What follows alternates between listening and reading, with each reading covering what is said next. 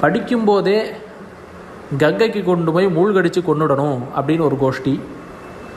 தம்பியை பிரித்து மூளை செலவை பண்ணி அவரை வேற ஒரு மார்க்கத்தில் திருப்பி விட்டுறணும் அப்படின்னு ஒரு கோஷ்டி, சாத்தில் விஷத்தை வச்சு கொண்டுடுவோம் அப்படின்னு ஒரு கோஷ்டி, நீ ராமானுஜ சம்பந்தியாக இருந்தால் கோயிலுக்குள்ளே வராத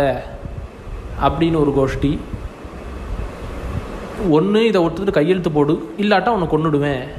அப்படின்னு ஒரு கும்பல்.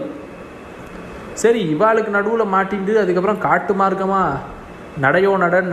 நடந்த கால்கள் நொந்தவோ அப்படின்னு ராமனுக்கு கட்டியம் சொல்கிறா. அது ராமானுஜருக்கு தான் சொல்லணும். அது மாதிரி நடந்து ஒரு பக்கம்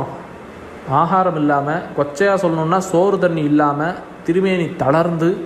காஷாய தண்டத்தையும் இழந்து, நெத்திக்கிட்டுக்கிறதுக்கு திருமண் காப்பு கிடைக்காம பாடாப்பட்டு, இதுக்கு நடுவில் யஜ்ஞமூர்த்தி மாதிரி நிறைய பேர் கூட வாதம் பண்ணி வேற